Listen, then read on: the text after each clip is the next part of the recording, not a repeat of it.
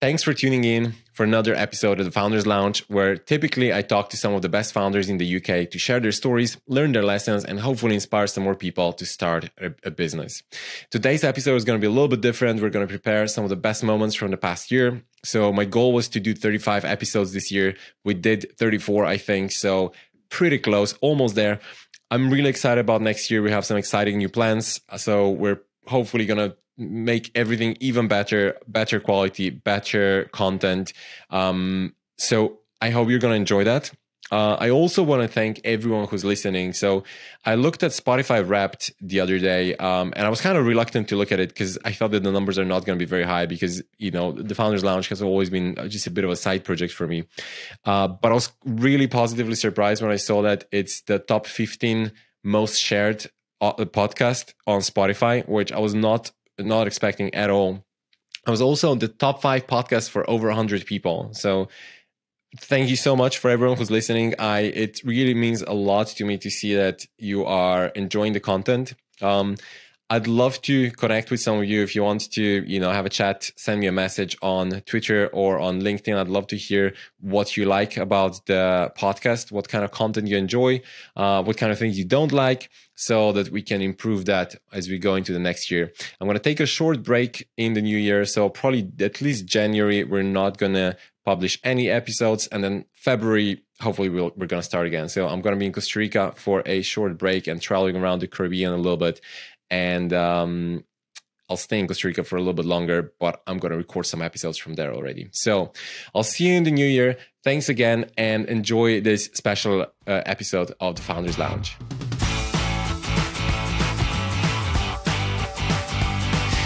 There you go. That's the quick story, and then there are like 100 different points that we can talk about.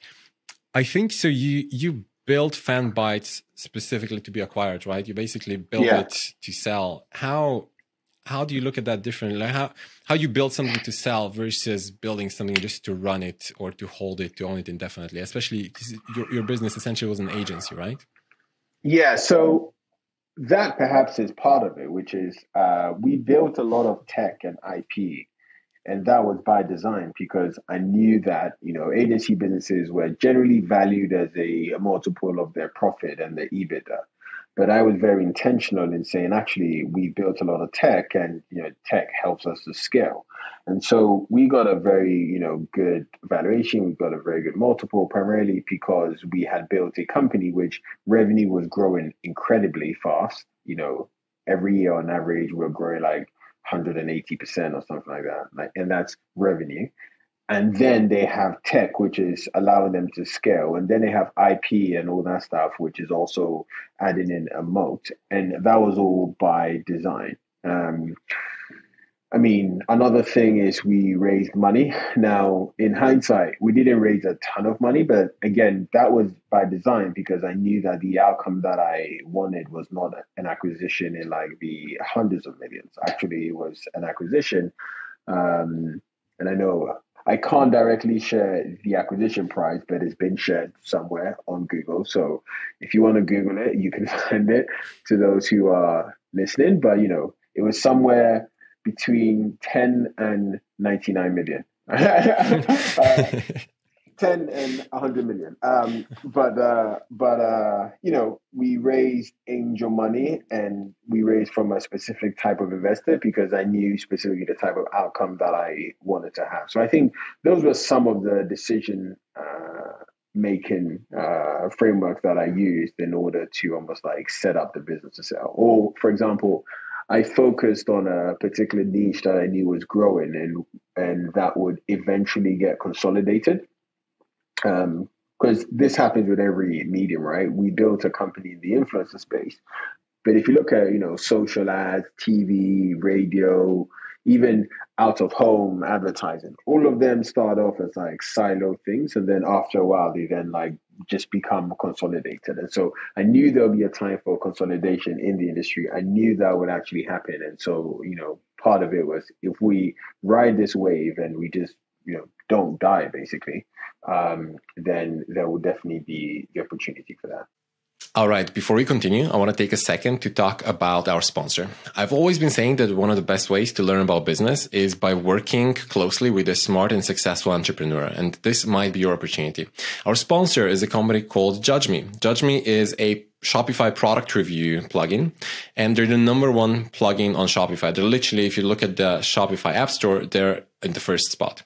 They're bootstrapped, and they managed to outcompete other companies that raise hundreds of millions of dollars by just being smarter and building a better product. They were started by PJ, who was also a guest on the Founders Lounge, episode 54. So I recommend you to check it out. They recently moved their headquarters to London, and they're looking for smart people to join them. They're looking for product managers, engineers, and they're looking to fill other roles as well. So check out careers.judge.me and see if you find any role that you like and apply. So that's careers.judge.me. Now, enjoy the rest of the episode. The blueprint that you laid out, if you want to build something for acquisition, right? What the kind of steps or the kind of business that you need to build. So obviously, as you said, you're 27 years old. You've built an incredibly successful business, sold it.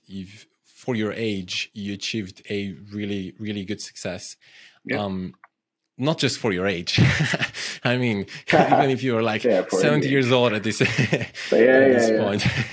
Yeah.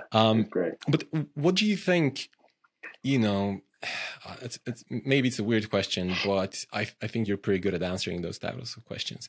What do you think you were doing differently? And I can see a lot of things. Like I see a lot of patterns in the way how you do things. So we can talk about some specifics later, but what do you think you're doing differently that people don't generally do that made you in your business successful? So it's funny. When we sold the company, because one of the interesting things is like when we came to the acquisition, we'd been approached by a bunch of different companies anyway. And then we appointed like an M&A bank to basically run the whole process. And again, it just became quite a hotly competitive deal. And we picked the one that we thought, had the best chance of growth, had the best, everything. I remember when I turned to my co-founder and I was like, right, we're doing this deal. And one of the things that I found really interesting was like, we never actually even entertained the thought of the business not being acquired. Like it almost just never crossed our mind that, a business could fail, right? Or, there could not be an acquisition. Because remember, for a lot of companies, it's not so much that they fail or they sell. It's just like they just keep going on and on and on and on. And then, they then get a new CEO, and then it just kind of keeps going on. It just did not even cross our minds that it was possible that a company would not be acquired. So I think that kind of like single-mindedness really helped us a lot to just almost see the world as just, this is the outcome. This has to happen. I also think one thing that we did very well was that we picked a market in which we didn't have to be geniuses to win. Like in the influencer space, we grew quite quickly. We grew quite well because we were good at a particular position, right? So we focused on the Gen Z audience. We focused on like the new media, emerging media. And I was very good at things like sales and marketing and building funnels and public speaking and all that stuff. And fundamentally, what I had done was I had applied those skills that I'd learned and I built, and I'd applied it in an industry in which everyone was playing on a lower level, right? So it's almost like if you're the person getting an A whilst everyone is getting a C or a B, then you're going to win. And the reason why you're going to win is because you just come to the game with like superior skills, superior knowledge, superior expertise. And I think that was definitely one of the big things that helped. Was almost, we got into, a game in which like the agency game in which most people don't know how to market themselves. most people don't know how to like really sell that well. They're all hitting stuff with cold email and LinkedIn outbound and all that stuff. And we're building these like complicated funnels and all that stuff, which bring people in and they do that and they do that. So I think that was, yeah, sorry. And then they do this and then they do that. So I think that was one of our biggest competitive advantages, was that we picked a market in which skills wise, we were better than most people. And then I think if you compare that with almost this single mindedness of just not even thinking there was a possibility that this would not be the outcome, both the mental and also the tactical, I think a combination of those really helped us. It's really interesting as you say, not being acquired was not even something that you considered. Well, on the other side, for a lot of people, I think failure is the first thing that's actually stopping them from even starting something sometimes, right? They're like, well, the chances of success are slim and, what if we don't make it? Is that, I think you tweeted the other day that what you see in successful founders is often they have a superiority complex, right? That they just feel like they're just better and they're just going to succeed one way or another. Is that something that just comes natural to you, or is that something you kind of acquired? So I think that I had to acquire this idea of a superiority complex because I think, when I was younger, I would be the person who in school will get the best grades, right? And then when I went to boarding school, when I went to sixth form, it was like, wow, everyone else is much more intelligent than me. So then I tried to figure out what other game I could play, which was the business game, because all these guys wanted to go to Oxford, Cambridge, and all these places. And I was like, cool, well done, good for you. But like, I don't want to play that game. So then I decided to play a different game, which is when I started my company, Entrepreneur Express, which then ended up being acquired. So I think if you think about, before sixth form, I had built a mental reputation of being the smart guy. And then also when it then came to sixth form, I had basically, gone the other way and been like, well, actually, I'm the most entrepreneurial guy. I think what that basically created was just this perpetuating mindset of like, I am better, I am better, I am better. And I don't think it came from a point of ego. I think it came from a point of, I have past experiences which show that I have been able to be better. And so if I have past experiences which show that, then that's my reality, right? It's just like, that's just the way that I live. And I think because of that, as that just keeps getting reiterated with every new challenge and with every new thing and fan bites, I was like, okay, that's fine. Got over that one. Okay, challenge, got over that one. And that just, constantly creates that new sense of self. And so it was definitely something that I had to cultivate over time, something that I had to have enough beliefs in order to then make that leap. But once I got it, and once I almost kept feeding it with more things, I just approach everything now with, well, someone's got to be good at it. And so therefore, if someone's got to be good at it, let me just like figure out how they were good at it and then just do what they do. That's one of my favorite hacks that I've learned. They're just so crazy because it's something I never thought about. It's crazy how often you can just find somebody who already did something you want to do and just learn how they did it and just do that thing. And I think that's one of the biggest hacks in business or in life. In life, that also definitely. When I had in life, right? When I had Dan Murray-Serter on the podcast, he said the same thing. He was like, look, if there's one hack that helped me be successful, it was just finding the people who have done the thing I want to do and just asking them a lot of questions. And yeah. And I think even, because I know, and the first time that we met, when you were talking about the things you were doing around like driving traffic and lead gen and just like being able to understand how to take consumers from A to B, I was like, well, you could apply that skill to any other thing and you'd be successful at it because you now have several examples of you being successful at other things, right?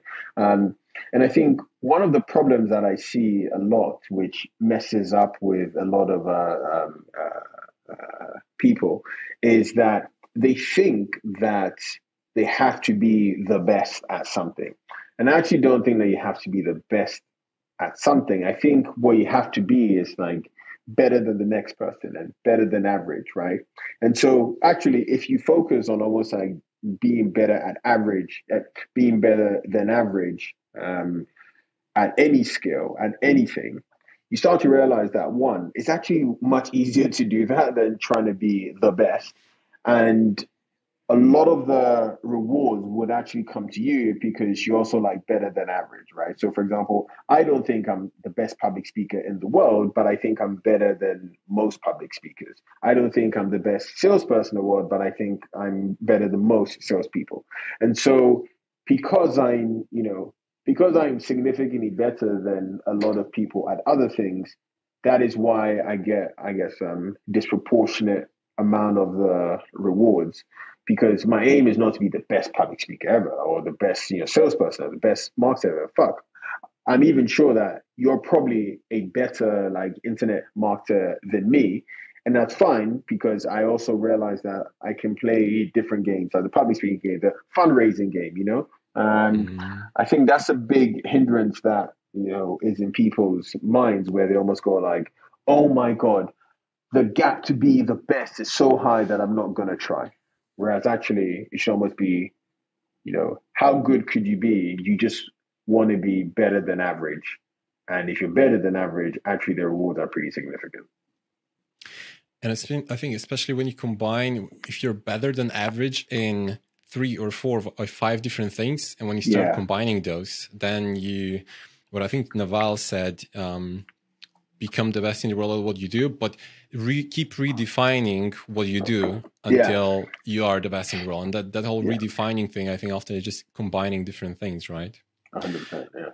Is it for you? So you are, as you said, you're like pretty good public speaker and salesperson and marketer, communicator in general. I would say that you're just in general a good communicator. You always have stories to tell. You're always good, with kind of facilitating things and explaining frameworks.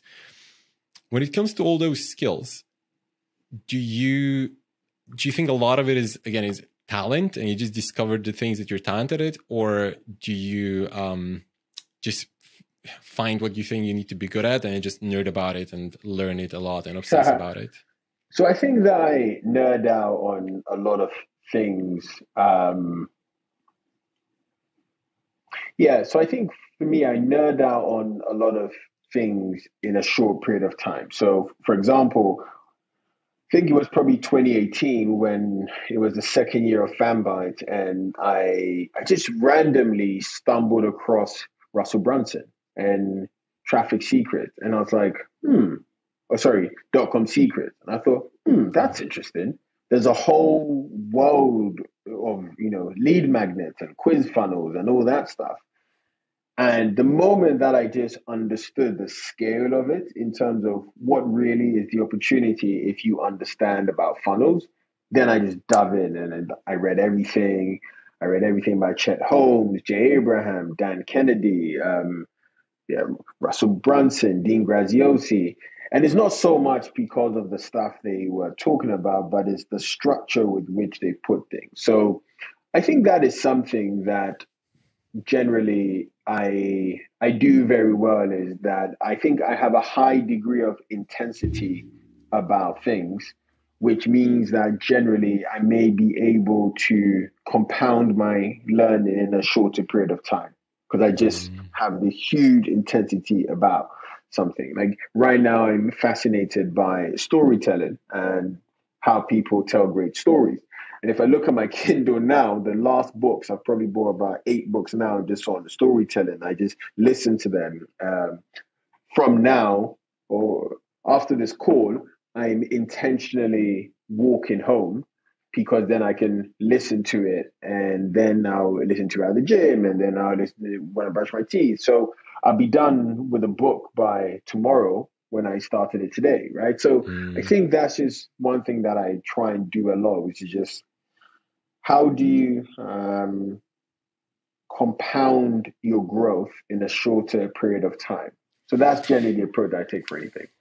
That's a pattern that I often see among other friends who are very successful. That they don't say, "Oh, this year I'm going to learn storytelling." It's like, no, I'm obsessed about storytelling right now, and for the next month or maybe 2 months, I'm going to be obsessing about it, and I'll find the best books about it, and I'll listen to podcasts about it, and I'll take a course about it, and I'll talk to my friends about it, and then I think it's so much more valuable because the intensity, I think because of that intensity, you're immersed in that subject for that short period of time, rather than just the subject being something that's kind of at the back of your mind for a year. Exactly. Because remember, like, the end goal is not to be the best at a certain thing, it's to be better than average. And so if you actually compound your learning, you can learn a lot of stuff which would make you better than the average person at that. If your aim was to be the best, yes, that's not something that you can compound in 3, 4, 5 months. It's something that probably takes 3, 4, 5, even longer than that in years. But because the end goal is that's why I tend to favor more of that intensity angle. Mm. So if I think about myself,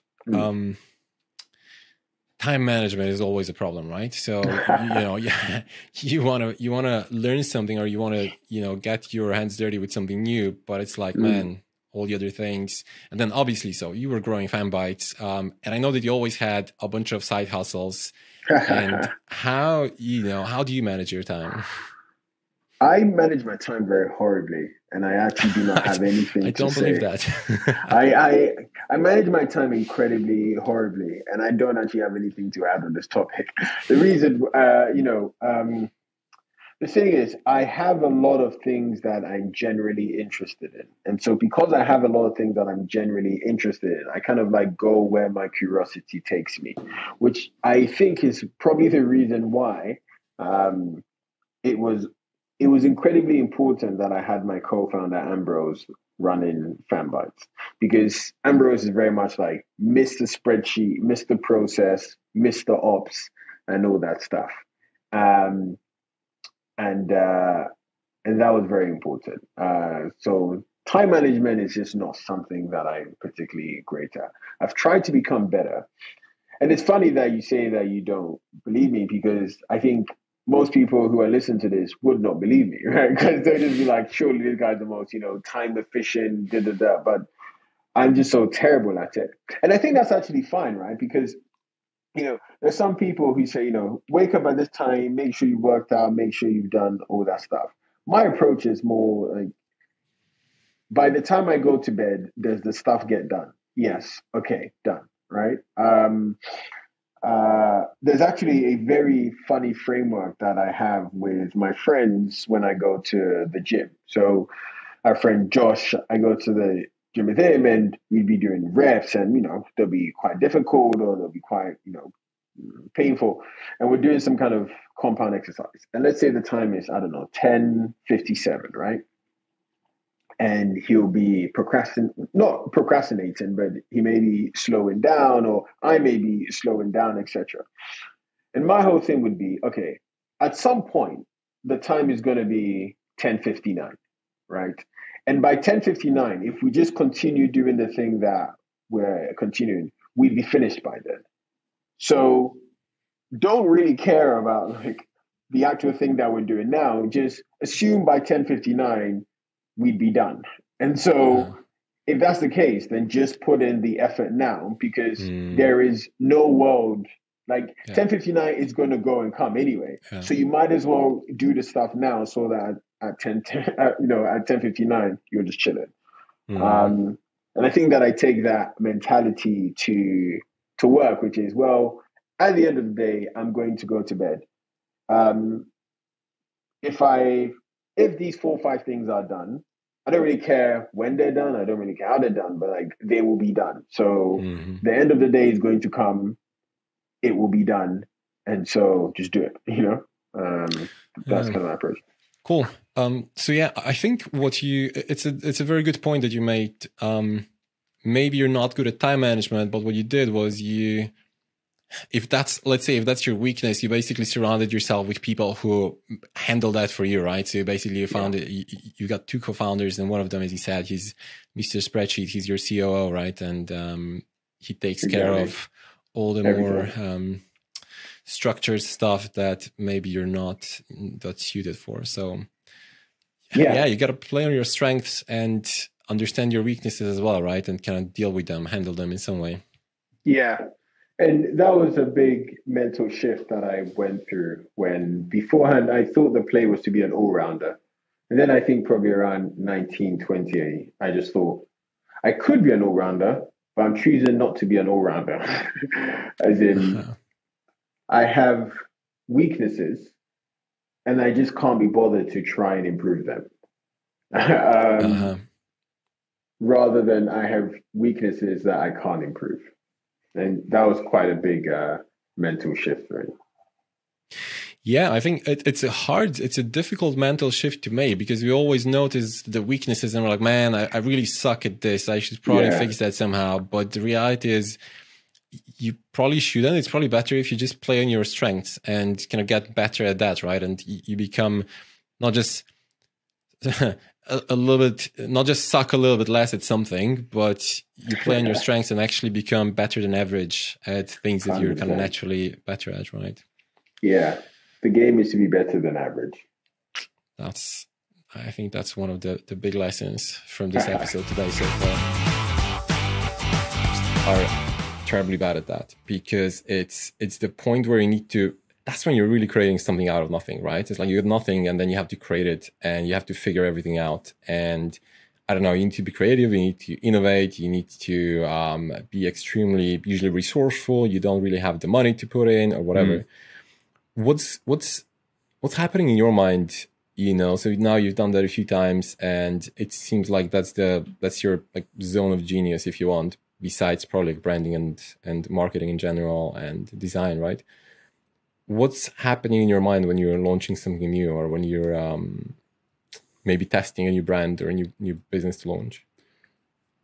I think the first thing is probably not that much intentional that's happening in my mind, because it feels like a natural flow of events, because I've done it before. And obviously, like, I think if you're good at something, it feels natural, but actually it's just because you've done it probably for like 10,000 hours before. However, having said that, this was the first brand I launched and the first business where I actually sat down and kind of reverse engineered a few things that I wanted to achieve with it. Because in the past, I'd literally launched a brand just kind of like almost as like a let's see if this works sort of thing. Whereas with this, I literally sat there with a blank piece of paper like 9 months ago, whatever, and was like, what am I going to do next? And I wrote down a few things like, well, I want to do a consumable product because I want to build a subscription offering. I want to do something that has a massive product margin. I want to do something that is in a clearly emerging market that isn't too crowded yet. And mushroom subscription supplements, broadly speaking, ticked all those boxes for me. And then I dived headfirst into that because I'd never built a consumable product. I didn't know how the fuck to make one. I didn't know where to start. But then I do know how to figure out what I don't know, because that's ultimately like the entrepreneurial trait. But also when you've done it before, you know, I know all the principles of how to source a supplier, whether it's jewelry, lighting, you know, consumables. I know how to properly, you know, conduct a sampling process. I know realistically how much time and how much money and how much effort it takes to get to the point where you have a decent product. I know how to set up a Shopify store to look good. I know what I need to focus on in terms of ad spend and all that sort of thing. So I've done it before. I just haven't necessarily done it in the exact same realm. But yeah, like the key thing for me with this was I wanted to intentionally keep the offering very, very simple. So I launched with one product and one SKU even. So one version of one product.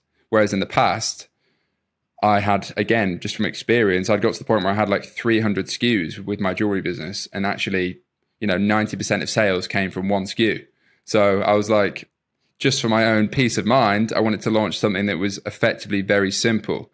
And then I also thought about, well, what's the end goal in terms of the business? I guess financially, the end goal, or maybe an interim goal, would be to realize a big exit from a brand. And then you know, I've always been interested in the world of acquisitions and raising money for brands and that sort of thing. I look at businesses like Athletic Greens, for example, which are valued at over $1 billion. Businesses like Huel, which I think are also now valued at £1 billion plus. And I think, well, what do they have in common? Yeah. They're all subscription, consumable, focused product ranges. So then I was like, well, how can I build a business that's, I guess, like Athletic Greens? That's probably the number one brand that I've sort of referenced in terms of, you know, 5-year plus goal in terms of scale, maybe. But then also beyond that, if money was irrelevant and I could never get paid from it, what market would I be interested in? And mushrooms and I guess longer term psychedelics and mental wellness, broadly speaking, is something that I've always been interested in. It's something that I think allows me to, A, potentially make a load of money, because I actually think economically the market is there. So that's the first thing in terms of business viability. Secondly, I can be very creative with it because I love like the whole neon pink aesthetic, and it lends itself very well to this brand, I think. I mean, none of our competition do that yet. I think I'm the first brand in this space to be pink and like have soft touch gradient packaging and all this sort of stuff. But that's kind of what I'm into. But then also, I guess it has more of a mission-driven narrative long term, because like even on a small scale now, when we're not selling active psychedelic products or whatever, which we can get onto, you know, people say it improves their well-being, you know, improves the way they feel, etc. So that gives it more of a purpose, I think. And I think that's always nice to build something that has a net positive effect, I guess, on society, even granted in a small way, selling a supplement product. It's not like I'm out really ending world hunger, but you've got to start somewhere. So yeah, I think it ticked a lot of those boxes, and now I've launched it, and you know, we've had our first bunch of customers, first bunch of feedback, first bunch of data, and now it's like a real business, and things are moving and growing, and I have a million other ideas of things I want to build on. And yeah, it's nice to know that I guess my hypothesis was correct, because I think it's also the longest amount of time and the most amount of effort and the most amount of money I've ever put into something before launching it and getting feedback from the market. Because you never ultimately know. Like the market will tell you whether your brand or product or thing is any good, whether people like it, whether the reviews are good, whether people come back.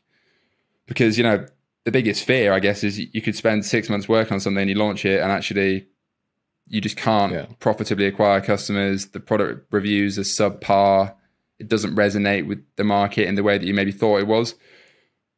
But I think I had a good intuitive feel that it was going to work because it was executed well.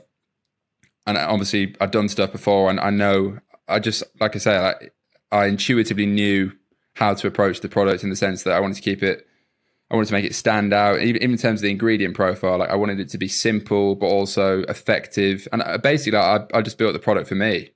I bought from competitors. I'd never found anything I liked in the space, and I just made the product for me. So Rainbow Dust version 1, as crazy a product name as that is, that was just an idea I had, and I basically just solved all my own problems, made a product I liked, and then launched it. And other people seem to like it. So yeah, it's quite cool really, because it is literally like magic, starting your own brand. I think particularly when you build a product from absolute zero, like it's not like I'm white labeling anything. It's not like I'm drop shipping t-shirts or printing a logo on something. Like the entire thing is bespoke. Like it didn't exist. Do you know what I mean? Even the ingredient profile is bespoke. Granted, I'm sure there's a billion brands that maybe now will do something very similar or whatever, but yeah, it's quite cool to build that entirely from scratch and then launch it to the world and then see people buying it. Because in stuff I'd done before, I had a clothing brand at smaller scale before, and you know, whatever, there's nothing that, I guess, nothing that inventive about putting a logo on a t-shirt, particularly the way I was doing it when I was 18. With my jewelry business, I guess it was, granted, it was a bespoke design, but how unique can a chain be? Like they all look the same at the end of the day. Then with the neon light business, yeah, it was a really cool brand, but there's a billion other brands that can sell the exact same thing, because really the only value there is who markets it best and offers it cheapest to the customer, because the product is the same. It's an LED strip. Whereas with this, like I've said, yeah, it's completely bespoke. And yeah, I think it's pretty cool to create something from nothing in that sense. And as well, I think it's the first time I'd really spent more time thinking about the product than just marketing it, because I think there's an epidemic of, in like the Twitter sphere particularly, which I think is probably overrun with sort of short-term drop shippers who are maybe 19-year-olds that made a bit of money in 2020 and now think they're the next Steve Jobs, which was probably me when I was 19 as well. But there's a real culture, I think, of only speaking about marketing, and not even just marketing, just paid ads. Like everyone just speaks about paid ads. No one speaks about anything else, i.e. like product development, logistics, customer service, cash flow, the actual shit that will make you sink or swim. But particularly no one speaks about product, and it all starts with product. And no one ever writes a thread on like how to develop a good product or like give a shit about customer feedback. And that's so crazy because it's like, it's almost like, that doesn't matter. We'll just spend ads and whatever. But it starts with the product. That's like the craziest thing to me in e-com. I don't have a lot of experience in e-com, but whenever I talk to somebody who built something like yourself, you know, it's a new product and you build it, and nobody ever talks about how you actually developed the product, how you came up with the idea, and how the whole process of. And I've done a little bit of that because I wanted to get into it at some point, and we were looking at some supplements, and we were looking at like a bunch of different things like. There's like a lot of, it's a process, right? It's a long process. You need to figure it out, and you go to a bunch of different suppliers, and it's a little like you literally invent something new. Yeah. And to me, that was always super complicated. My background is in technology, right? So I know how to program, and for me, the magic, I can really relate to what you're saying about the magic of creating a new brand. For me, that's the magic of building something with code. Yeah, I definitely can't code. I don't really code anymore, but it's like the same kind of feeling. You just write a few lines of code and something shows up on the screen, and it's like, oh man, wow, did I just build that? That's crazy. So it's kind of the same thing or a similar thing, I suppose. Definitely. But yeah, so that side is clear to me. You know, how do you code something? Yeah, okay, I understand that. How do you build or design or develop or invent a physical product? To me, that was always way crazy. I'm like, man, that's actually physical. Like somebody has to manufacture that for you, and you need to like go through iterations, and you try it, and it's like, and nobody talks about it, which is kind of crazy. Yeah, it is. But I guess I don't know, maybe it's like a less sexy part of the business. Yeah, it's way less sexy because it's way harder, and most people can't do it, is the reality, or they've never tried to do it because, like I say, it's very easy to like run ads to a grey hat drop shipping store and, you know, post a screenshot and then upsell people to your Discord, which is what a lot of people on Twitter do. But it's a lot harder to actually create a product. So, and it's less glamorous because you may not see the numbers instantly, I suppose, in the same way, maybe running paid ads to whatever. So, yeah. So I definitely want to touch on the whole psychedelics thing, because that's super interesting, and curious where you see things going. But before we get there, so you had this huge success when you were 24. And then everything crashed, and so you're 24, and you said you did like 10 million in revenue, so probably pretty good profits. You were like the main guy among your friends, I guess. Was it everything that you thought it would be? How was that period in life? Yeah, I mean, I spoke a lot about this retrospectively on my own podcast because, I guess I had always. All my friends are successful entrepreneurs as well. I mean, now a lot of them I would consider a lot more successful than me, but that's definitely the best circle to be in.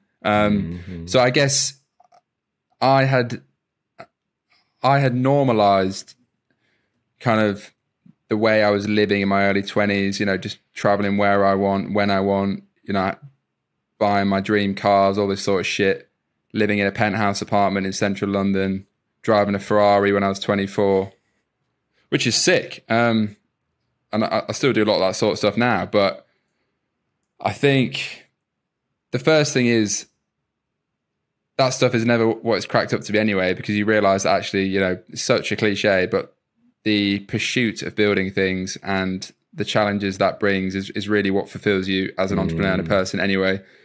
And, you know, material things, as much as I love cars and so on, are very fleeting, and by default, you know, there's only so much joy or fulfillment you can get from them. And usually, you know, 2 months later, you want the next one or something new. Whereas you don't get that with living things, you know, people, pets, whatever, experiences in the same way.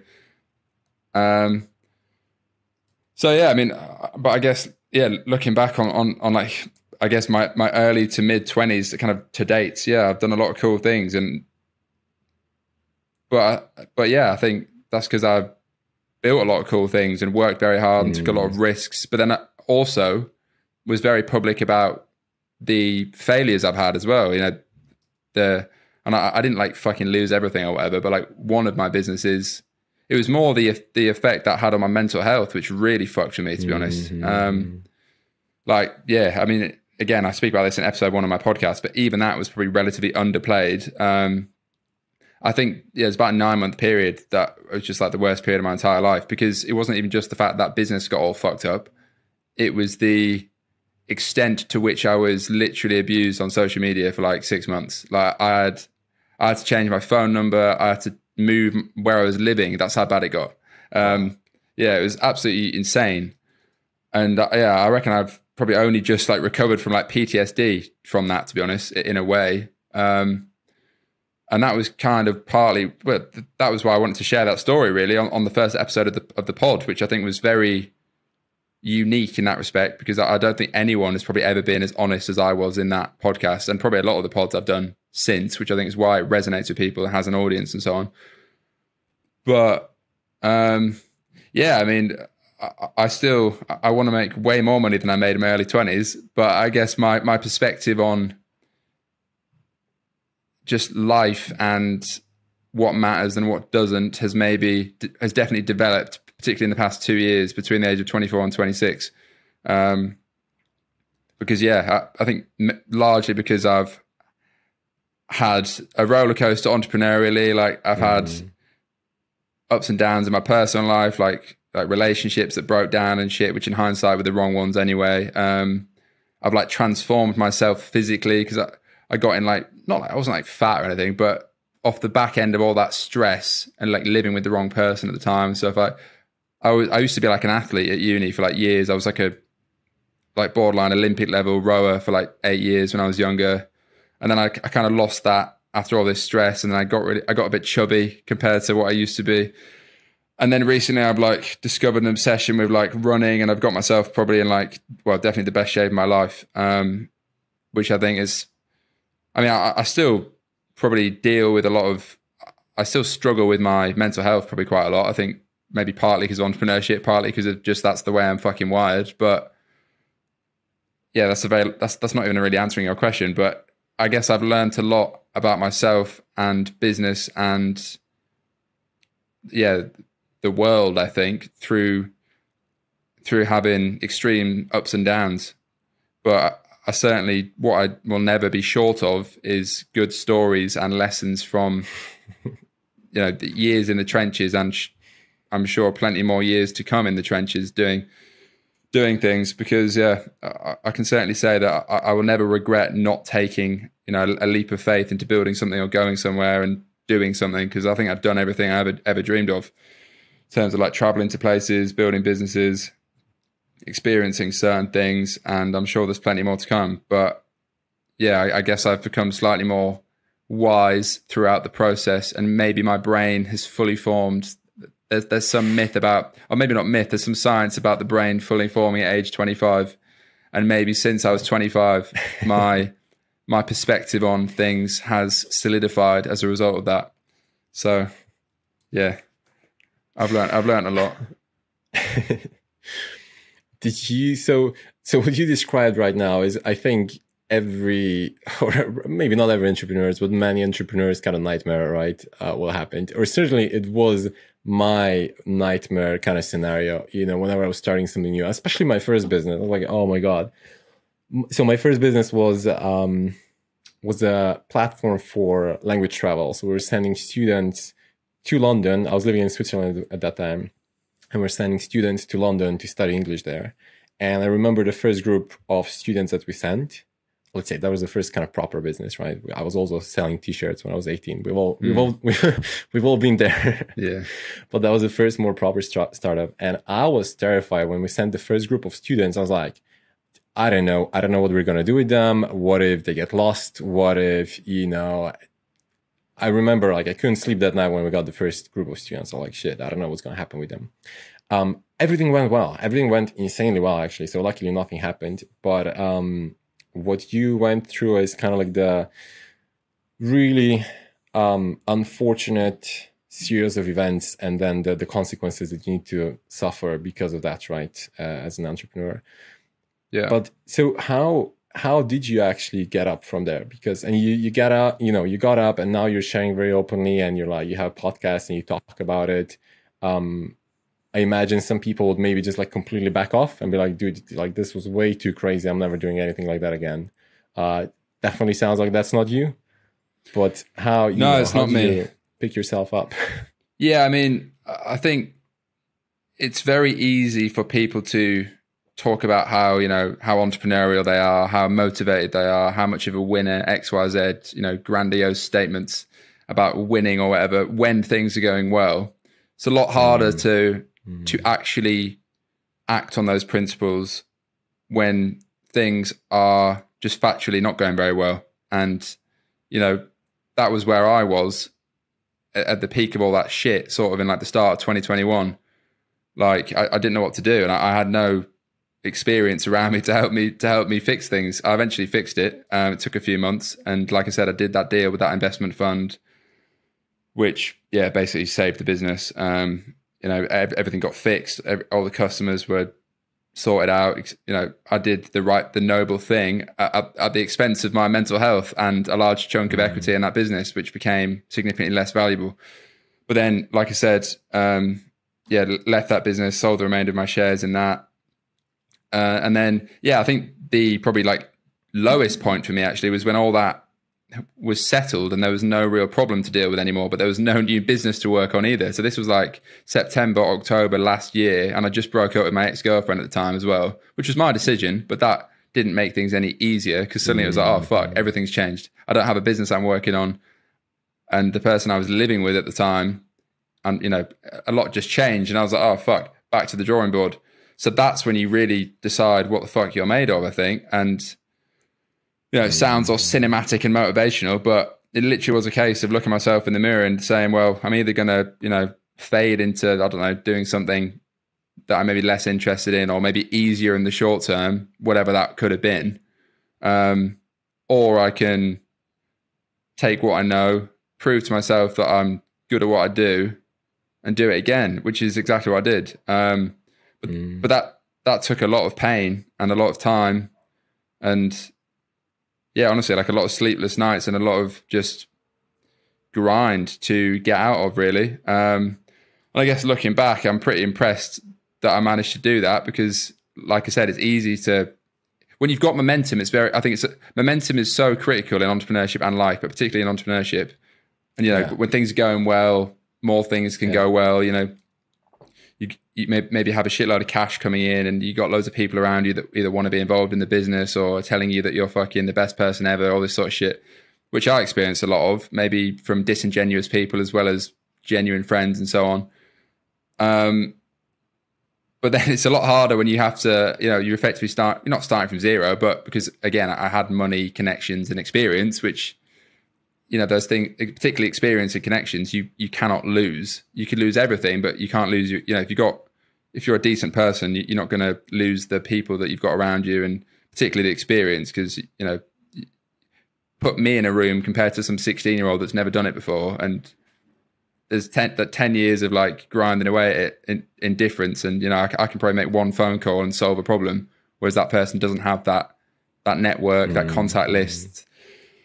So I guess I put all that to work and just built myself back up to do the next thing. But I think also when you're starting something pre-launch, so having revenue, that's a very lonely and like dark time as an entrepreneur anyway, because firstly you're worried about, even if you got the resources to make it happen, which I did, but you don't know that the business is going to work yet. It took me 6 months to go from like idea to launch, about 5 months. And that was like as quick as I could. But there's a lot of sort of twiddling your thumbs because you can't even really work full time in my experience, on a D2C startup before, like there's only so much you can do in a day. A lot of it's waiting for product development, feedback. It's a very slow process, which is partly why I started the podcast. It's like a side project at the time. But then as soon as you launch, you get busier and busier and busier. But then actually I like being busy because busy busy and effective, but like, you know, having stuff to do and knowing what's happening next and building that momentum up again is what is exciting. But it's also, you realize the value in that when you've had a taste of losing momentum and, you know, things come into a bit of a standstill. Yeah. So now it's like, I don't take for granted the opportunity to work on something exciting. And like, I've said before that, like, you know, pressure to build something and do well is actually a privilege, because there's a lot of people, you know, whether they're in a third world country or they've just never taken that leap of faith. Like, granted, they might have a more chilled life or whatever, but if you don't have any pressure in what you're doing, you're probably not building anything exciting or potentially great. So, you know, because anyone that's built anything of any significance or is admired in any realm, whether that's sport or business or, I don't know, acting, anything, ultimately there's a lot of pressure when either you or your brand, you know, is growing well, it's in the spotlight, etc. So now it's like, you know, being in the trenches and dealing with stress in like a business sense is actually kind of like, that's like a privilege in a way, because if you have no stress, you're probably not building anything or working on anything exciting. Mm-hmm. And I obviously don't want to be stressed all the time, so I don't want to enjoy the process. But having been there and, like I said, seeing the ups and downs to a very extreme level, I think particularly at that age, given I didn't come from money or anything, I literally started from like 20 quid in my bank account. So yeah, like I know what it's like to have things go wrong, to fucking feel the pain of failures and the ups and downs, and also the euphoria of feeling like, you know, you're on top of the world, something you've built is making a lot of money and life can be very good. But I think that's the entrepreneurial roller coaster that you maybe unknowingly sign up to when you fully commit to building something cool. And I think that's why most people aren't built for it, because the reality is that I don't think they could survive. And if you can't handle the heat, you know, get out of the kitchen, so to speak. And entrepreneurship, probably particularly e-commerce, with it being 24/7 online, you know, there's so many fucking things that can go wrong and by default will go wrong, that I think you just have to love maybe the parts of the process and ultimately love what you're building, which I probably wasn't in the past, which is why I changed in many ways. I think you have to love it deep down to keep doing it, because it is fucking hard. And, you know, contrary to what I think a lot of people talk about on Twitter or the internet, building ecom brands is not a get-rich-quick scheme. It's not even that cash flow positive, even if you're profitable, because, and this is stuff no one speaks about, of course, if you're building a legitimate brand, not some grey hat dropshipping store, which 99% of people on Twitter is actually what they're doing, you know, some TikTok ads to some no shit product or whatever it is. It's not a get-rich-quick scheme. Like, it takes years and years and years of building something valuable. And ultimately, you know, the biggest financial opportunity, I think, in D2C is selling equity in a valuable brand. It's not really profits going into a founder's pocket, which is why a lot of people start agencies, by the way, in my opinion. It's a lot easier to make six figures online, which is kind of the whole thing, make six figures from a laptop, blah, blah, blah. If you're running an agency, whether that's copywriting, running ads, you know, that's why there's probably 20-1 agency owners to ecom brand founders. Like, even when I go to like the odd event now and then, it's always the ratio. There's a shitload more agency owners, because running an agency, I'm not dismissing the model. I just could never do it because my heart's not in it. I need to build my own thing. I couldn't think of anything worse than running other people's ads, even though I get paid a lot for it. You know, you're basically getting paid regardless of what happens because you're a service business. You're not taking the same risk in terms of cash flow, stock, product development. And yeah, I think that's why a lot of people do it. But building D2C brands is very fucking hard, I think, but can be very creatively rewarding and potentially financially rewarding if you get it right. So yeah, I just think you have to know what you're getting into, because it's a lot harder than most people think, I believe. Even people that have done it before, like, I still find it very fucking hard, and there's a million things that go wrong, and there always will be. So some of that process, which is how we ended up founding Lupin to be where we're at today. And you know, that's ultimately where it came from. Okay, very cool. So I see what the steps in the journey there were. So obviously you had your experience from the Marines and the leadership experience, and then you were providing a service, essentially doing coaching, helping other leaders, and then through that getting the lessons based on which you then built the software company, which is it's really cool, because you got that the actual experience, hands-on experience, and the problems that you saw in the industry from those big clients that you were then able to go and address with technology. And I want to get back to that, but before that, I want to come back to something else that you mentioned. So you mentioned earlier that being in the Marines, that it was a good preparation, that there are several similarities, right, between doing that and being a founder. And I agree, but I also think, so a few years ago, like 5-6 years ago, I was working with a coach who was also, I think he used to be in the special forces in the US.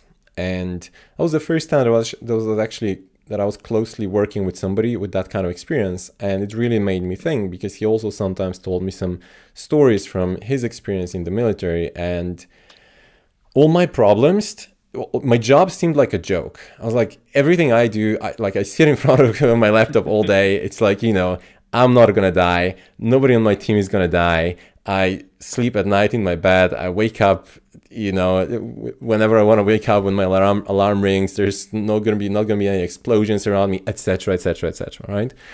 And it really put things in perspective for me, to an extent, mostly in a positive way, I would say, because when you put things in that kind of perspective, nothing seems stressful anymore. It's like, well, whatever I do, it's like, it's fine. Everything's going to be okay. There are no massive problems that can happen day to day for me at my job.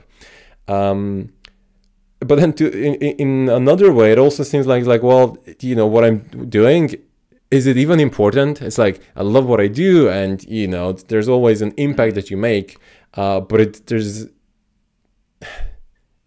just feels, in a way, I don't know what's the right word to say. I don't want to say meaningless, but it's very, very different, right? Let's just say it's very, very different. And I'm wondering how you see that. So you've done a little bit of both now, obviously, well, a lot of both, not a little bit of both. You've experienced both of those worlds. Just wondering, what are your thoughts around that? I have this utmost respect for founders, because I don't think many of the founders community realize the respect I think that's required for them, for the journey they've decided to take on. And I think there's so many similarities, right? It's interesting because people do say this quite often. It's like, the moment you have a conversation about Warzones, it kind of puts it all into perspective. And it's like, yeah, because no one in the business world is trying to kill you. But there's a lot of people out there still willing to stab you in the back, and there's still a lot of people out there who can cause you a horrific amount of stress, and there's a lot of people out there who will want to try and see you off in some way. So it's not necessarily about life and death, and it's more about the extreme reality of stress. And I think the military is very good at equipping you with resilience, and it's not even the military that equips you with resilience, it's the encounters you have in, things such as combat and stuff that then equip your ability to then be more resilient in very difficult moments. And I've had some situations I've been in where, you're just waiting for the bullet to hit you. I've been blown up a couple of times, and you kind of come from your concussion and you wonder if you're alive or you're dead. And there's some really extreme things that happen, but they happen in spikes. So this is the way I kind of say it to other founders. And I was actually having a chat with a very, very respected VC the other day about this. And the moment I said to him, sometimes it would be nice to be back in Afghan just for a bit of R&R away from this, he was like, whoa, I hear that from a lot of people, maybe less about Afghan, but just the break and how hard it is and all that stuff. And he kind of, he made a very good point around, well, have you experienced warfare or some hideous disease or something similar that's really questioned your life or threatened your life? And then he said, it was interesting for me to say it, he's experienced both. And the way I sort of put it across to him was, and other people I speak to, is war is like an up and down. So it will happen. It'll be an extreme circumstance. It could last a few hours. It could last a couple of days, and then it'll drop off. And then you'll just be cooking food or cleaning your weapon. I'd say relaxing, but your adrenaline levels have come right down. then it'll kick off again, and then they'll go back up, and you spend 6 to 7 months doing that. What I think we don't realize that founders experience is this constant adrenaline stress rush, which isn't good. It's really bad because you're excreting adrenaline and cortisol around your body, which your body's not meant to be experiencing in a 24/7 way of being. It's there for fight or flight or freeze, and so your body is inclined to be more reactive to it. But if we're going through it the whole time, it's just this constant stress, and you're never switching off, and then the impact on your physical and mental health is quite huge. So I think there's something to be said around, you can compare it to a very difficult war-like situation that those people have gone on to do, like myself, but we also signed the dotted line to go and do that. We agreed to sign up. We agreed that we'd put our life on the line, and we agreed that there is an intense amount of risk to what we're doing. You survive it, hopefully, and then you come back, and then that doesn't become a reason to then go around telling the world how awesome you are, and that what you do is rubbish compared to what we do because we've lived in the most extreme circumstances. It's how you actually take some of those lessons and learnings and transition it across, which I think I have the privilege of doing because I've done both now. I'm doing both, and I love talking to founders just to hopefully ensure that they know the real reason as to why they're doing it. Because when it gets hard, which it does get hard within 2 minutes of writing your business plan and going on the venture, that in itself will prove to you what you want and why you want it, because you'll be pushed so hard that those which don't want it will get off quite quickly. And I think founders still going as you have that resilience, and they're not comparable. War and founders' life are very different things, but they have very, very similar psychologies. I think it's quite interesting. It's a fun, interesting conversation to have. I want to get back to those, like the what are the differences and what are the lessons. I used to live in Switzerland for 4 years, and one of the reasons why I moved out of Switzerland was because life there felt too easy. In Switzerland, everything is perfect. It's like the promised land where, things just work. Everything is super clean. Public transport is great. The medical system is great. Everything's amazing. Standard of life is great. And this is very hard to explain. Most people don't understand it when I tell this to them. Some people who also live or used to live in Switzerland, they understand it, but I felt like I was being too spoiled. I felt like life was a little bit too easy. I said, if I'm going to live in Switzerland for too long, I just won't be able to live anywhere else, because nowhere else is going to be good enough or nice enough or easy enough. So I moved to London. London is a slightly more rough, still, an incredible city. I love London in all possible ways, but it's not as easy, or it's not as nice as Switzerland, and I like that. There's this phrase that goes something like, easy times create soft men create hard times create strong men create easy times, or something like that, or something along those lines, right? Have you heard of it? Do you think there's some truth to that? I like the I don't even think it was said by anyone. I think I sort of stumbled across a sentence, but hardy sailors weren't made in calm seas. And I think you have to, the inoculation of pressure and stress is a good thing. We call it shared hardship. I think that's the difficult thing for founders, is you can't really, with too many people, share the hardship apart from the community. And even everyone in the community has slightly different things, because they're working on slightly different problems. Like, your market's harder than my market, and B2C is harder than B2B, and all these things. So everyone's got their own kind of different, almost like loneliness. Everyone's siloed within the same community. It's really interesting. But going back to that point around being around tough and difficult things, I think is a good thing to be encountering. It's not the go to war, or, well, I need to be around some horrific disease or something, and I need to have life-threatening conditions to show me what the meaning of life is, to then go back and apply it. Resilience is built And that ability to do these types of pushing yourself is built on the outside of your comfort zone. So, and they can be done in the most minimal tasks. So you moving from Switzerland to come to London is deemed as moving from your comfort zone, facing a bit of fear and going into a city you don't really know, which has got a harder nose about it and is a bit of a pushy shovey place to live. So you're outside your comfort zone, then it's down to you to then go and learn and grow through what you're putting yourself into as discomfort. I love rephrasing one of the founders of a clothing company which started by some special forces guys called Through Dark. Great bunch, great guys which went on to are doing some awesome things. And they say get comfortable being uncomfortable, and I love that. Like, it doesn't mean you need to be constantly uncomfortable. I love comfort. I love a bag of crisps and maybe a couple of beers on a Friday night, sat at home in my pants. Gone are the days of clubbing. I've got 2 kids and I'm a founder. I'm quite happy with my Friday evening to myself. But it's comfort. But there's other places to be uncomfortable, to really push yourself. What are you doing physically? What are you doing mentally? How can you learn from it?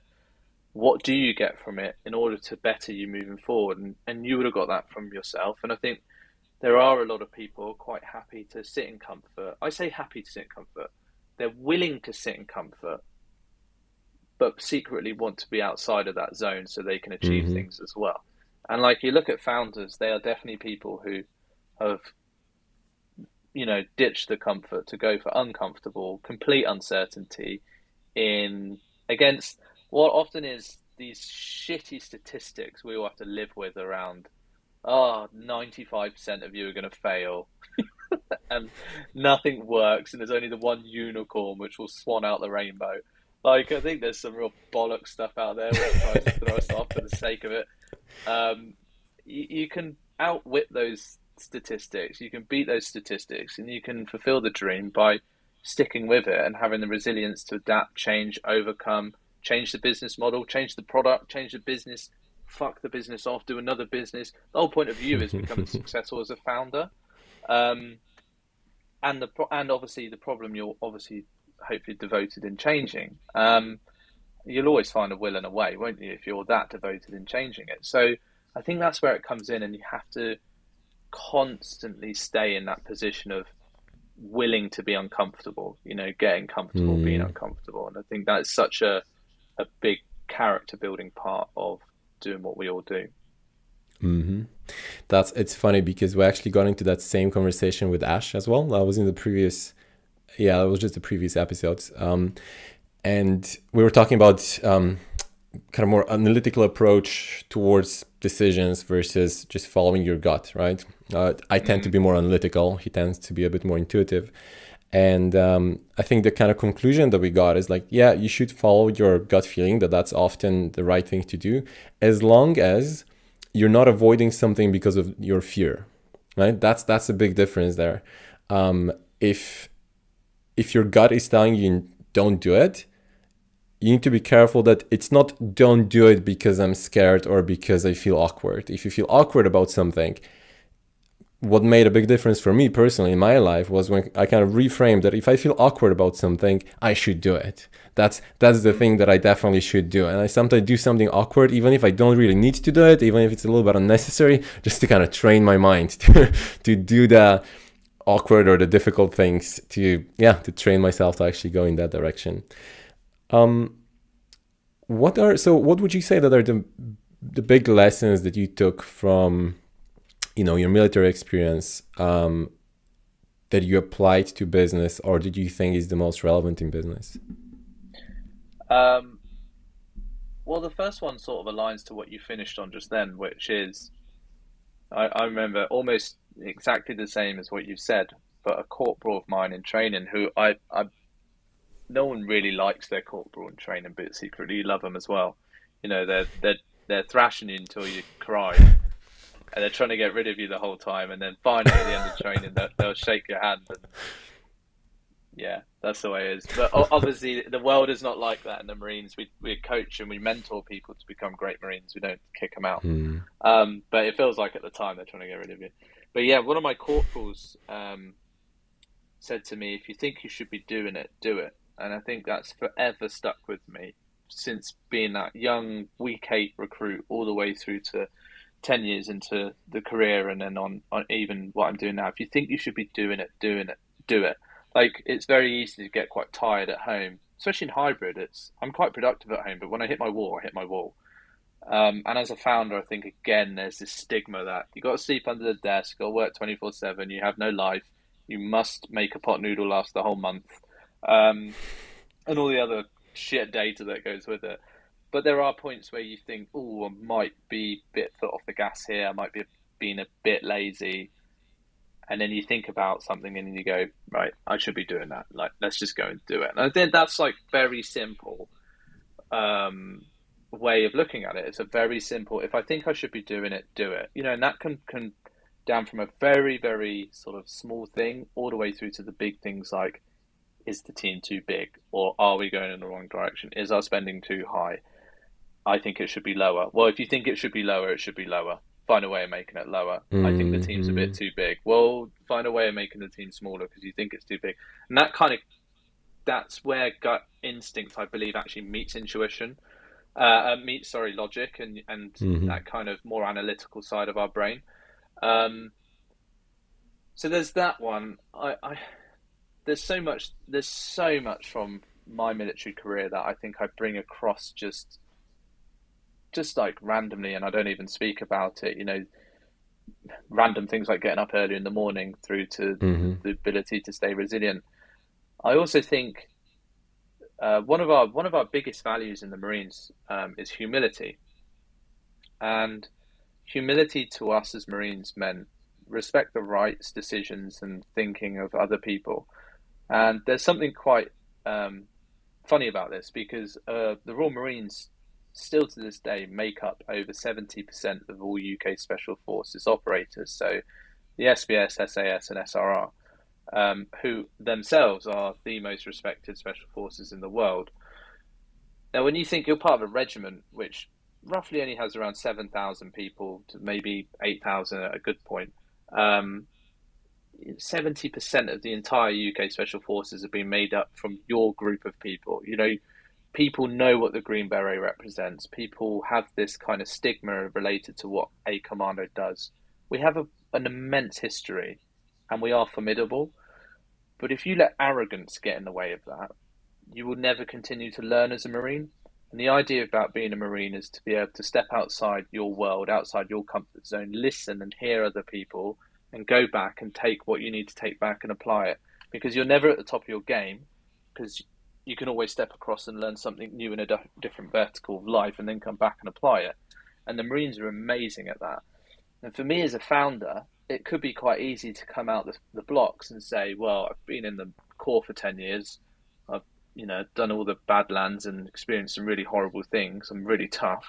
Now I've done this coaching business, which we've made profitable and was worth this much money. And yeah, we merged it. We didn't sell it, but I built a business, so I know all that stuff. And now I'm going to build a product and you're going to use it. It could be very easy to do it that way. Or you could come across it from the angle of, I know nothing and I need to continuously learn something. And one of our investors came in and one of his stipulations was, guys, it's going to get lonely at the top.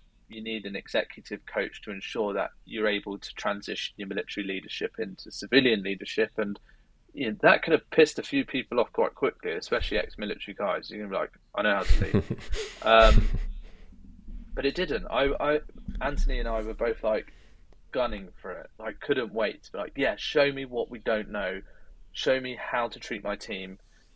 How do I fire someone? How do I hire someone? Hopefully that way around, otherwise you're losing people quicker than you're hiring them. And everything else in between, and have the humility to listen to people who hate your product, and have the humility to listen to the problem might not be this, it might be this, and actually listen and learn to move. And I think that's where we've had some of our successes, is having that mindset. And so there's the whole courage, there's the whole, you know, bravery thing that's associated with who we are as individuals. But I think the biggest thing that I've brought across is that humility piece, to try and learn as much as I can from people which I respect. Very interesting. Okay, so humility.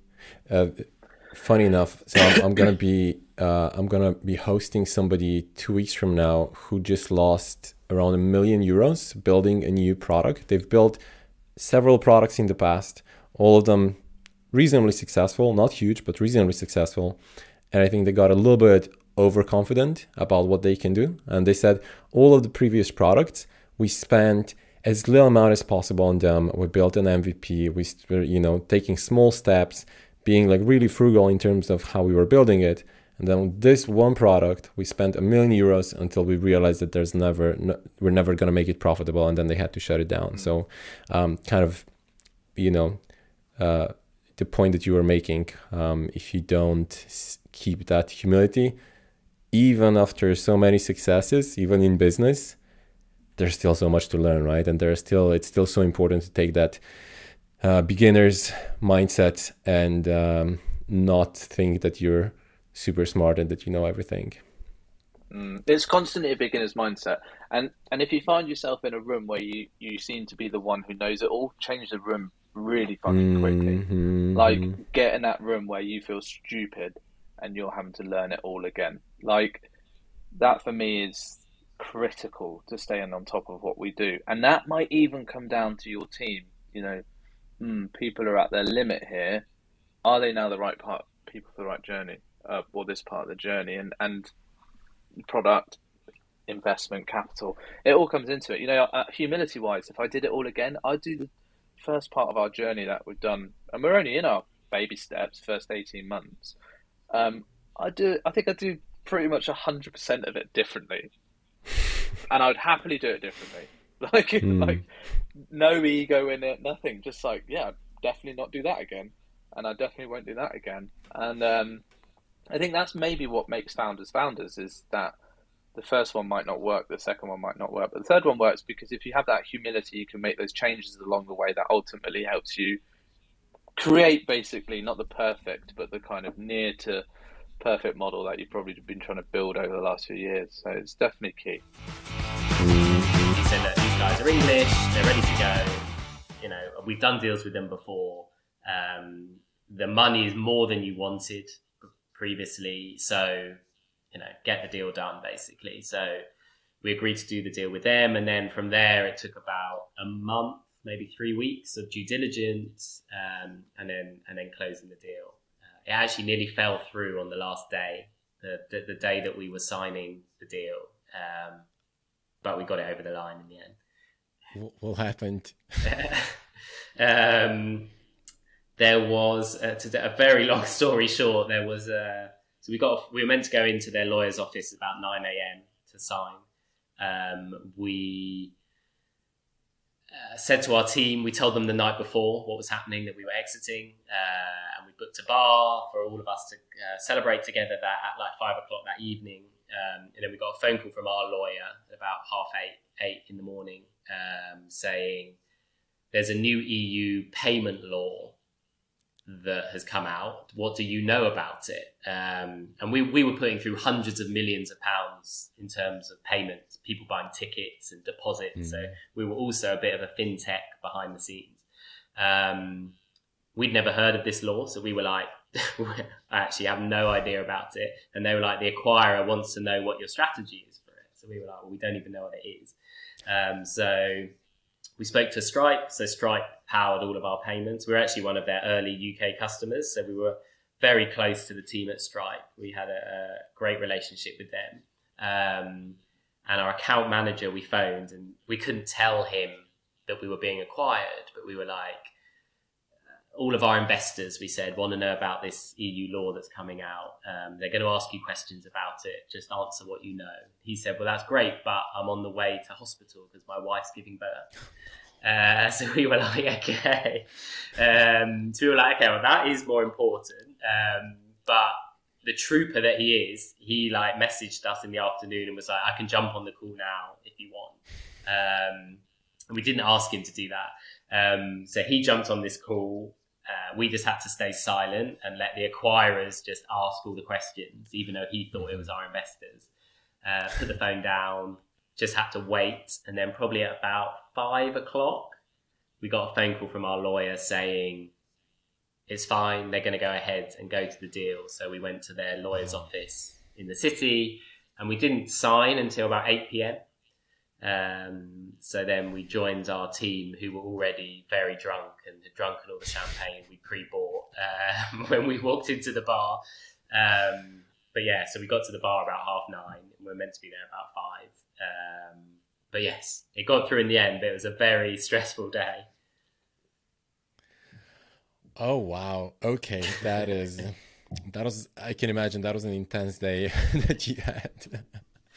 But yeah, I've heard maybe not similar stories, but I've often heard like it's not until the transaction happens, you don't know that it's done, and there could still something could come in between, and you just need to be super careful until the very end. But that is very interesting. That's, yeah, as you said, that's I suppose a slightly different story from what I've usually heard about exits, when it's often the acquirers who reach out. But I suppose, I suppose that's a good strategy. Well, would you say it's a good idea to have, so you had 3 potential acquirers in the end, right? Is there a little bit of a bit of a bidding war there? You can use that for negotiation. Yeah. So obviously you're not mentioning who the others are. I think the good thing as well at that point is that they're all second guessing who it is. So I can't speak for our acquirer, but I would guess that they're sat there thinking, okay, well, we're up against Booking.com, or we're up against TripAdvisor, who obviously have very deep pockets. How can we sweeten the deal that they come to us? And then if you've got Booking.com on the other side, and it wasn't, but let's just say it was Booking.com on the other side, they might be thinking, oh, well, it could be TripAdvisor. We don't want them to get this. So what can we do? So bidding a war is part of it, but obviously they will have their ceiling on how much they're willing to pay. But there's other ways you can sweeten the deal in terms of how much you get up front, how much is tied into the earnout. Your earnout can be 6 months, 1 year, 2 year, 3 year, 4 year, 5 year. You can have different types of targets on your earnout. So I think our acquirers sweeten the deal. They increase their price, but they sweeten the deal on the earnout for us to make it quite an attractive earnout. So yeah, that fear of who else was bidding definitely helps you in the end. And I've heard often that it's really, really, really one of the key parts is to have a good broker and a good lawyer, because especially if it's your first exit, you don't really know what you're doing, right? So all the things that you were talking about now, it's like, well, I don't know what to be careful about. I don't know what else I can, what can I mess up, how to negotiate this whole thing, right? I imagine that that's incredibly helpful when you have somebody who's an expert helping you. Yeah, I mean, the broker definitely. I mean, they got the deal done.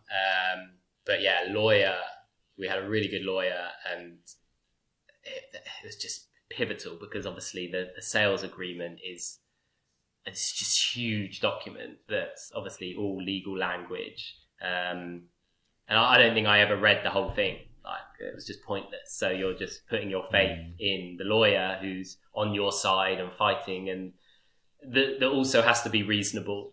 That will say, look, these are the 15 points that I'm not happy with. If you want to get this deal done, let's try and win 10 of them, and let's pick the 5 that you're happy to let slide. So yeah, you're really putting your faith in them. And again, yeah, we had a really good legal team that fought for everything we wanted to fight for, even up to the last minute, which is classic lawyers. Like when they said the deal was ready to be signed, and we went to the lawyer's office of the acquirer, we had a whole floor to ourselves, and one room was the acquirer. We were in another room, and the lawyers were still fighting over stuff. So we were like, can we just sign this bloody deal now? And they were like, oh, there's still a few points we're arguing over. So the lawyers were going back and forward between the rooms, still negotiating right at the end, like trying to earn more money probably. So like right until the end, the lawyers were still fighting it out. But yeah, they put in some really good clauses for us that we just would never have thought of, which actually were fundamental when we were doing our earnout. Sounds almost like a movie scene when you're explaining how it was. Yeah, if anyone wants to do a Netflix series on that, I'm open to offers. Yeah, I think this was a good teaser. Good. We didn't mention how much did you exit for? I think it's a public number, right? Or at least approximately. Yeah, approximately $30 to $40 million. Mm-hmm. Well, that's pretty good. That's quite a life-changing amount of money. So what happened then? Did you start? So after that, your next business then was Trumpet. Did you start that right after, or how did that go? So after our earnout, so that finished in January 2020. So we fully exited, nothing to do with Design by Night anymore. But then obviously COVID hit. So I think Andrew and I are expecting with our other halves to, just go out and enjoy a year off, go traveling, chill out. It's been a very intense sort of 7, 8, 9 years. But we couldn't, so we were stuck at home basically. So I think that forced. So what else to do than starting the startup, right? Yeah, well, exactly. We were like, what do we do? So we did angel investing. So we angel invested since the initial exit, and we're now actually in about 57 startups as angel investors. Oh, wow. So we love doing that. But that angel investing is great, but it only scratches part of the itch. You're not fully involved. You're only as involved as the founders want you to be. And probably only 10%, 15% of our investments do they really want us involved and asking us lots of questions. The rest, you get your monthly or quarterly update and try and help when you can, but you don't really feel like you're changing the needle for them. We're still young. We're still young in the grand scheme of things. So we were like, we don't just want to sit on the beach all day. What do we love doing? And sad or not, we love building businesses. That's what gets us up in the morning. So we just started carefully, just thinking, okay, if we go again, we're going to do it differently. So we'll bring in a third founder to help us and actually probably be the CEO. And we can focus on the things we love doing. When we sold DMN, there was about 100 people. And actually, we never had HR. So we just found that very stressful, like managing a team, managing the office. It was obviously pre-COVID, so we had an office where everyone went to. It just got very stressful by the end of it. So, I love marketing, I love brand, I love sales. Andrew loves product and data. So we were like, if we can bring in a third founder to sort of run the day-to-day, we focus on what we love. That feels like something that we'd be excited about. We also, for the next idea, we're like, it has to be instantly global. It has to be scalable. It has to be product-led growth. So we had to tick all of these boxes as well. So we were ideating loads of different ideas. And then we landed on Trumpet, which again, we did a pre-pivot. So it was originally going to be called Loop. And it was actually going to be for founders raising investment. So that the core product of Trumpet is to spin up hyper-personalized and engaging microsites in minutes. So almost like a Canva and Squarespace for salespeople. But we thought, how do you pitch for investment? A PDF? Like, how dull is that? So we were like, if you could spin up these engaging mini sites with video content, photos, imagery, text, audio, you could personalize it to each VC that you're reaching out to.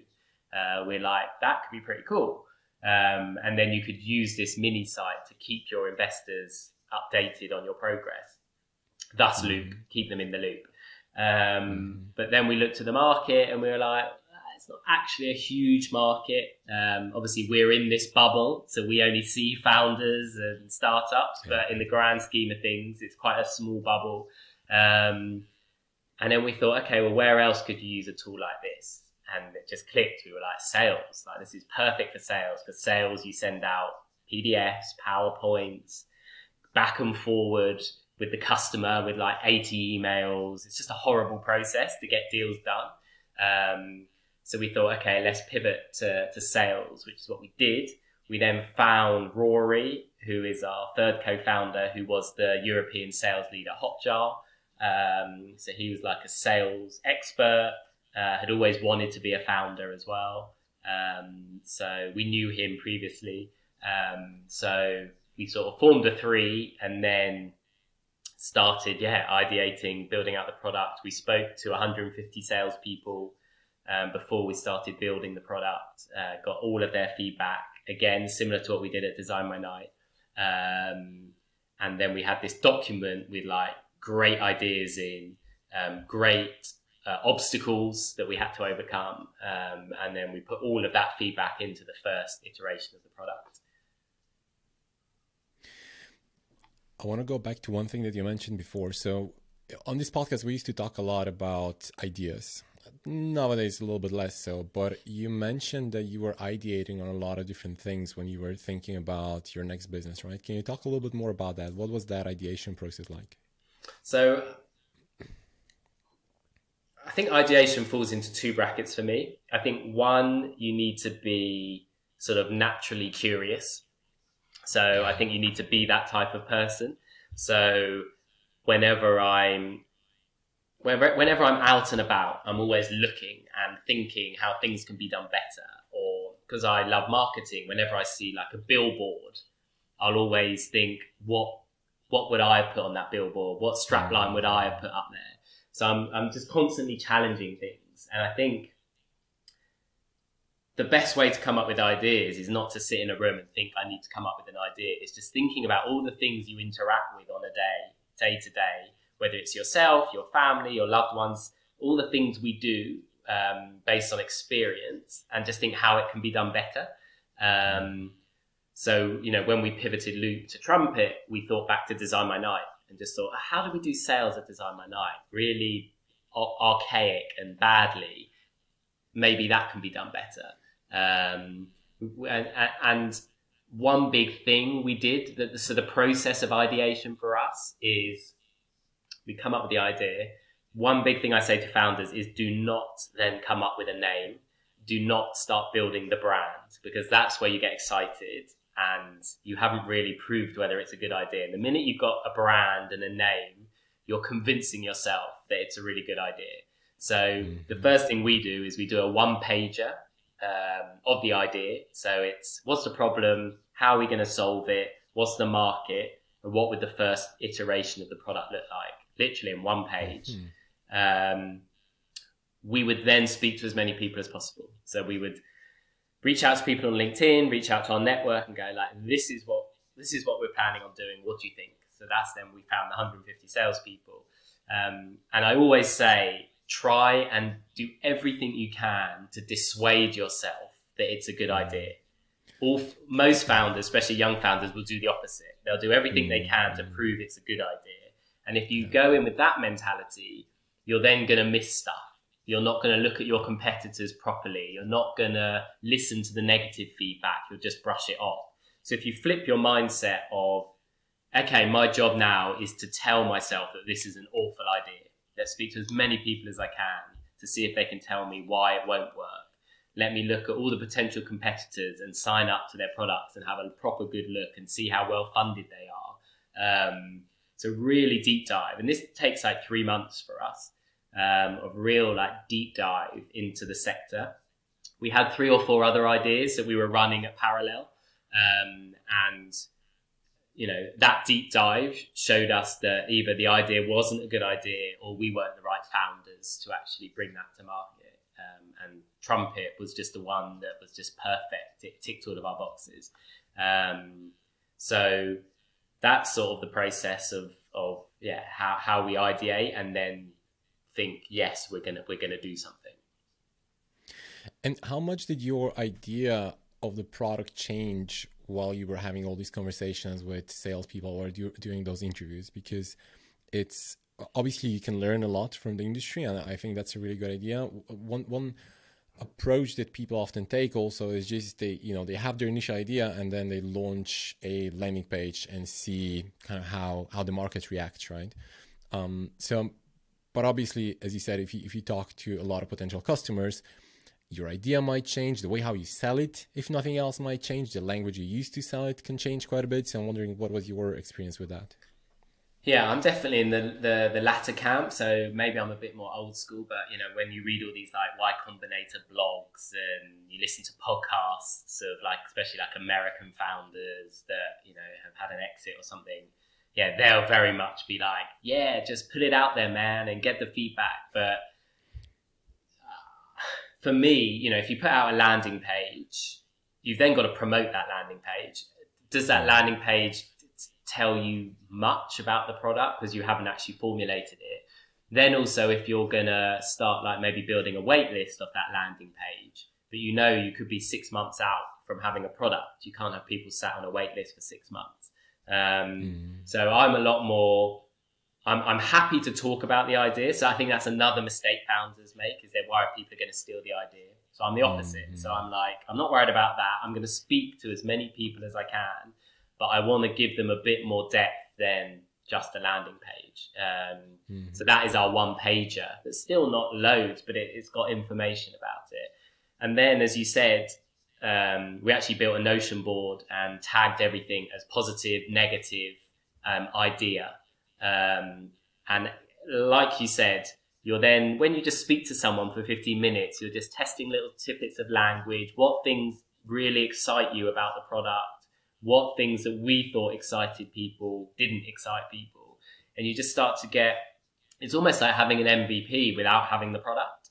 And I think the richness of feedback we gathered from that, both in terms of our focus for the MVP and the language we were going to use, really, really helped shape what it became. Like the framework of the idea of these hyper-personalized sales mini sites created in minutes stayed the same, but the more in-depth feature base and the language definitely changed.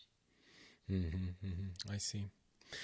And what was your launch strategy there? Because I saw on your website, it says that over 2,500 people or companies signed up for your beta launch, right? Which is pretty good.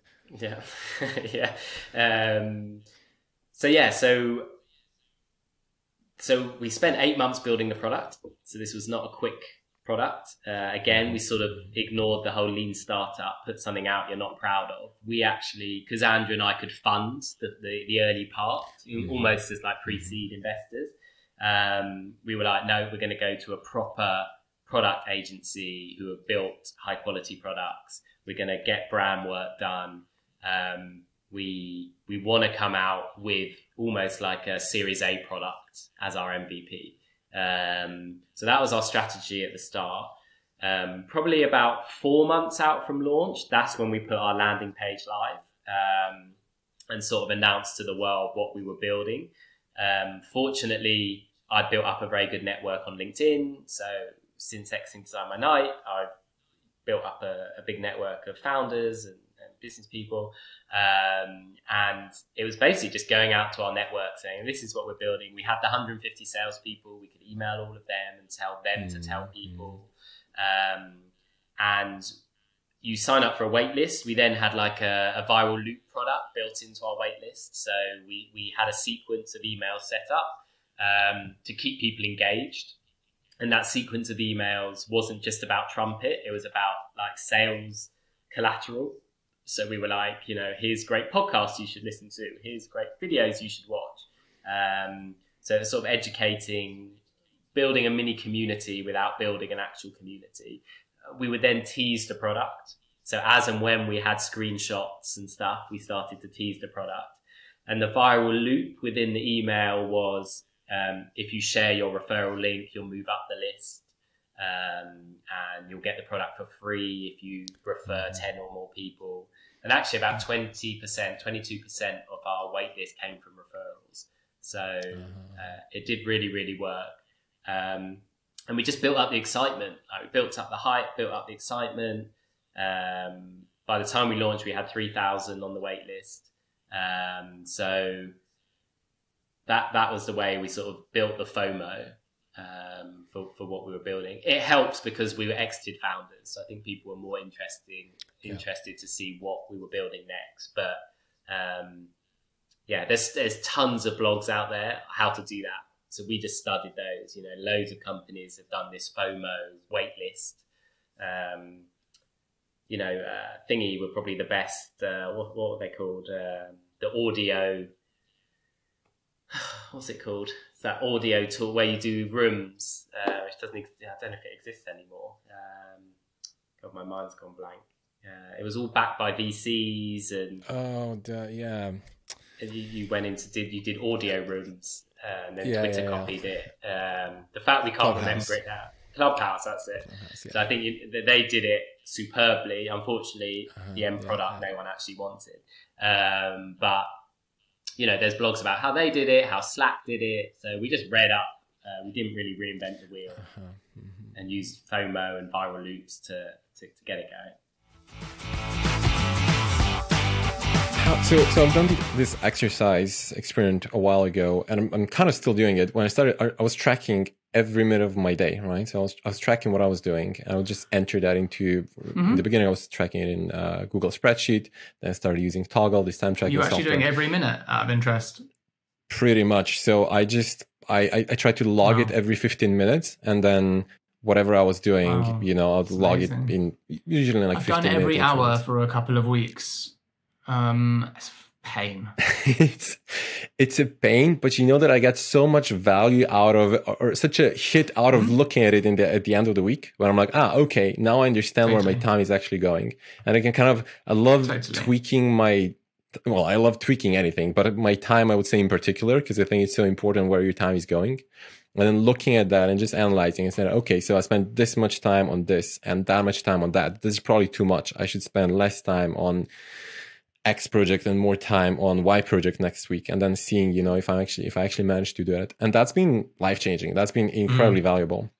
I did realize that it's not just about projects, it's about the value of tasks, or the impact that you're actually making, right? Because you can spend a lot of time on a certain project, but doing something that's not impactful at all, well, that's probably a waste of time. But it's sometimes I find it quite hard to. We try to do as much as we can at Heights with that. Hard to do it with your personal stuff. It's helpful if you have a group of people around you. Yeah. It also, I think, just totally depends what kind of person you are, right? I love tracking stuff. I love optimizing stuff. So for me, that's I get some kind of a hit out of it. Well, for many people, I think it was just like a total. It's a little bit of a weird thing to do, and it's quite hard to stick to it, I suppose. But it's hard sometimes. And one thing that I realize, it's hard sometimes to realize which time or which tasks or which things are really impactful and which things are not as impactful, right? Sometimes you just don't know. It's a new project, or it's a new thing that you're doing. It's a new business. It's a new industry that you're in. And I wonder if you have any thoughts around that. Like how do you look at, what's impactful, and what do you do with things that are not impactful, but I suppose they have to be done? Or Yeah, I mean, look, it's a good question. The honest answer is I haven't done this exercise in ages for myself. I did do it, like I said, I did it for about a month at the start of the pandemic. I was actually surprised the fact that I was actually spending my time where it mattered most, because I really thought I wasn't. And which is why I think it's interesting to continue doing. It's just that at the time, I did it on the basis of I was treating myself as speaking very negatively to myself all the time. And so, doing this exercise was actually quite enlightening to me. So I was like, I'm not a massive waste of space. I am actually doing relevant things. That's good. But, in answer to your question of like, how do I track impact? I probably just don't enough at the moment. And I think this is like another thing, which is, I'm very clear. We do our company OKRs, right? And so when you do them, you spend a lot of time thinking, what are the most impactful, important things that I can do this quarter or this time period? And then we break it down into months. And I think it'd be really important and really valuable thing to do on a personal level. But like I say, actually, the way that I do it is I spend time in December. Yeah, I mean, I do two things. I do quite a lot of this stuff, right? But I do two things. In December every year, I do my manifestation guide. So I wrote a manifestation guide after researching tons of this stuff. We do it as a free guide from Heights as well. But there's like a manifestation guide with all of the exercises. Your 1 year, 3 year, 5 year, 10 year, like vision, what you're trying to achieve, how you're working towards it, etc. And there's the whole, overestimate what you can do a year and underestimate what you'll do in 10 years. So I always think it's really interesting to track that. So I've been doing that for the last 3 years. I added personal OKRs on this year so that I can think about, okay, what are my key objectives this year that I'm personally trying to achieve? And then what are my key results? And, they end up being quite like broad and, not that groundbreaking, but I actually was looking over them recently and I was pretty proud to see the progress that I'd made on it. And so that's on one side. And then the other thing is really, if you are in a relationship with someone, I'm married, one of the most important things you can do to be impactful is make sure that your relationship is as healthy as it possibly can be, because you're spending a lot of time with that person. Yeah.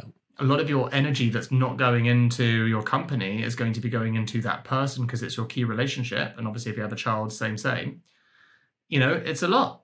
And so, these are, when we talk about what are my outputs or where the energy is going, what I try to do is just make sure that the very little time, broadly speaking, that I do give to things outside of Heights, that they're being given good consideration, that they are as healthy as I might think that they are, that I'm giving the right amount of energy to them. Because if I don't, one day those things could become a massive energy drain. Your relationship is such an obvious thing, right? But same thing with a co-founder relationship. You kind of don't want that to break up. Otherwise, it's going to be very distracting for an entire year. Well, it's the same with a marriage, These are things that can give you lots of energy and make you do better, or they can take a lot of energy from you because you neglected it. So, I think I treat my relationship very similar to how I treat my body, which is, again, I'm very into prevention, not cures.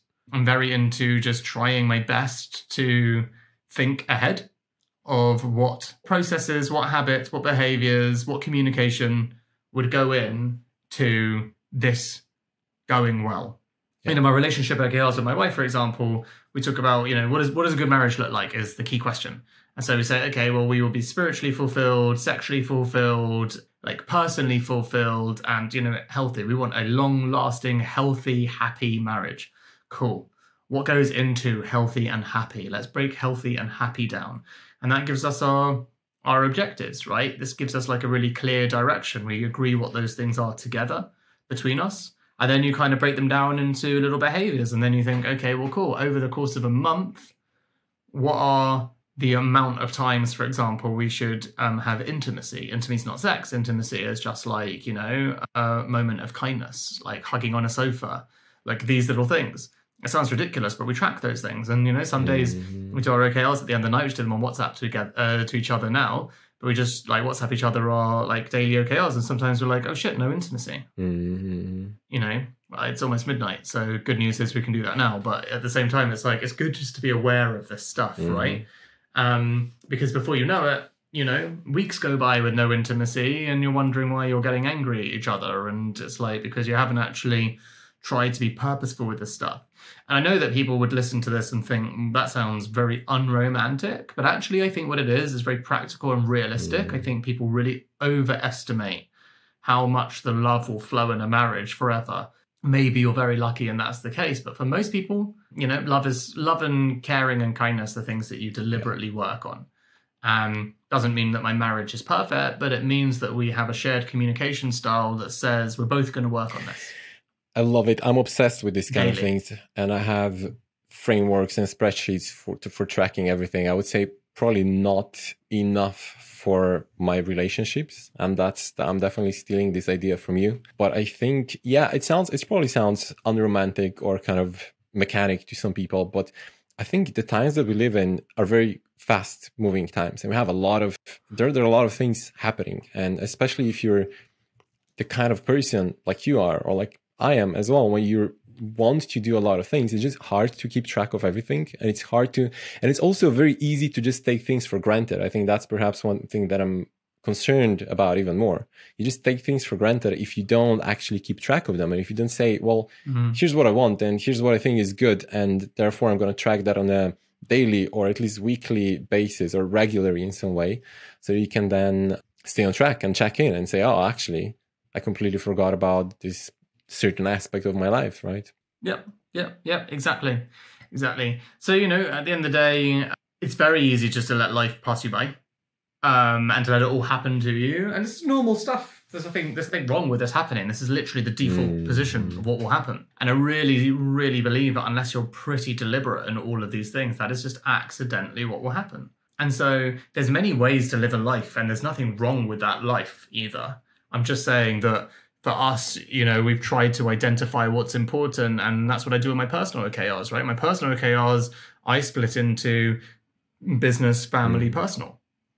And then I just think about it for myself. I don't do that with my wife. I do that personally. I sit there and I say to myself, okay, what are the things that are important to me? Like what my business does. I mean, technically, not entirely true, right? But technically nothing to do with my wife. So I just sort it out. I just think about that stuff and I plan it the way that's going to make me happy, make me feel like I'm growing, what I'm trying to do in the next year, etc. Personal, again, in theory, because they have nothing to do with my wife, nothing to do with my baby. But family, because personal might be my health, personal might be I'm looking to learn a new skill this year, personal, I want to read X many books, or I want to read less books and do more X. And obviously family, that's slightly different because family, you can't force family OKRs if they impact other people. You need to have other people in mind for that. But it was really interesting, I know this is a bit tangential, but, the whole of doing my personal OKR process is what led me to doing pretty much every single bath time with my daughter this year, was because I thought, okay, what do I want to do? I want to be a great dad. I'm a new dad. I want to be a great dad. Well, what does a great dad do? Well, great dad is there as much as possible. Okay, cool. Well, I'm doing a remote company, so my excuses are pretty few and far between. Okay, what kind of things are going to come up? Well, I'll be invited to stuff all the time. I'm like, cool. Well, bath time is 6:15 till 8. I can do that every day. And, if people invite me to do stuff at 6:15 till 8, then I will know it has to be something pretty special for me to say yes. So maybe once a month I will break that, but I'm talking once a month. Yeah. And if it's important and it's happening regularly, I'll just go after 8. I'll just leave my house at 8 and I'll just do it then. So, I suddenly put a framework in mind, which is this is what a great dad would do. So that's what I'm going to do. A great dad would read to their child every day. That's where my reading to my child every day came from, which then led to me being okay, and the meditation. And I was like, you know what? I'm just going to swap them. Instead of giving myself a hard time, I'm going to just say that that's actually a mindful activity. It was new. I'm going to just do that, and these are things that I've kept up along with a few others, but it took me spending a few hours on my own going through an exercise to sit there and decide what I was going to do this year, and that then becomes my commitments. And then whatever my commitments are that year are sort of my non-negotiables. And as I said earlier, quite often your non-negotiables sound really rigid, but they can already fit in with a lot of things you're doing anyway. Very cool. It's very relatable, and we drifted a little bit away from business to just life in general. But I think it's a little bit. It's a little bit. It's how to use a business framework. Yeah. In personal life, which I think not enough people do, and I think that's actually a mistake. That's how I thought about it. I remember the first time when I learned about Lean Startup and business, what is it called? The Canvas thing that was developed, I don't know, 10 years ago or whatever, the business model Canvas and all those frameworks. I was like, when I discovered those things, I was like, oh my God, this is crazy. So we use all these things to manage our businesses, and we have nothing like this to manage our life. And life is, at the end of the day, more important than your business, right? If you don't have your life in control, you're also not going to have your business in control. And that's why I really started thinking about it and applying all sorts of frameworks to life in general, right? Which I think more people should do. And exactly. I think I hope it becomes a more widely thing that people just do in general. Okay, going a little bit back towards business, what would you say? So obviously you've had multiple companies as well as other projects on the side. What would you say that was the most, or what were some of the most impactful things in your entrepreneurial career? Now, that could be either books that really changed how you think about business, could be mentors or events or experiences. Something that would you say that's what really shifted my journey or my direction? So, I mean, I'm very lucky because I host a podcast, and with the founders community, which, I still very active in, but I don't run. And this is the other thing, right? The other secret to things is you find people to run these things, make it exciting for them, and really learn, which is hard, very hard, but learn how to delegate yourself and then fire yourself. And I've done that in both companies, in both founders and secret leaders. If I was to make a decision, it would be inappropriate, culturally wrong. If I was to say, hey, I want to do this, so we're going to do it, I think it would be a real problem, because I've hired people who literally make all the decisions, and culturally I've said that. So in answer to the question, spending time and being able to ask questions. So my view on stuff is, you can over-intellectualize everything if you want to, but like 9 times out of 10, someone's done the thing that you're challenged with right now before, and they've solved it pretty well. So the problem is, like, how do you find the people that are willing to spend the time talking to you about those problems? And that is where my podcast came in super handy, right? Like, I was just reaching out to people, hearing their stories, getting to know them, and over a period of time, becoming friends. Now, it's worth saying that before the pandemic, I used to do all of Secret Leaders in a studio face-to-face. You build so much more rapport with someone doing things face-to-face. Mm-hmm. Since then, I've had to accept that my work has taken off and I don't have time to commit to that and everything else. And so instead, I'm just like hardcore focused. And it sadly means I'm not actually able to go back to doing face-to-face, which sucks because I'd like to, but I can't do. So in reality, the answer to the question is asking people who have solved problems before and not trying to figure out everything for myself. That's been the biggest 10x by a long way. Yeah. And with founders, the execution of that community was basically having dinner with people. So it was just spending time face to face with people, listening. That's kind of it. I mean, that's basically been the greatest hack. I think that's a very good one. I've learned that from a friend as well. And as you said, it's the greatest hack. I think the most difficult part of it is just finding the right people, right? But then you're often surprised how much people are willing to share if you ask. Absolutely. Maybe for me personally, the second biggest challenge was actually having the courage to ask all the questions. Yeah. Because sometimes I feel Absolutely. Like, is this inappropriate? Am I asking too much? Am I putting them in a weird spot? But I'm still trying to overcome that, right? Asking people questions and also being willing to accept help. These are actually acts of kindness. They are gifts to people who want to help. Now, not everyone wants to help, so it's not a gift to someone who doesn't want to help. But the good news is most people that don't want to help will just tell you, I'm too busy, or I'm already helping like 100 fucking people. I just have to say no. There's always the tricky thing of like self-preservation. Like you can't expect everyone to want to help you all the time. Lots of people, myself especially, already have the commitments. Like I already have lots of people that I'm helping right now. There's no way, literally no way that I could take on any more. And I'm always really clear when new people ask me. That's just until someone doesn't need my help anymore for a period of time. That's like until then I can't take more on it. There's lots of people in that situation.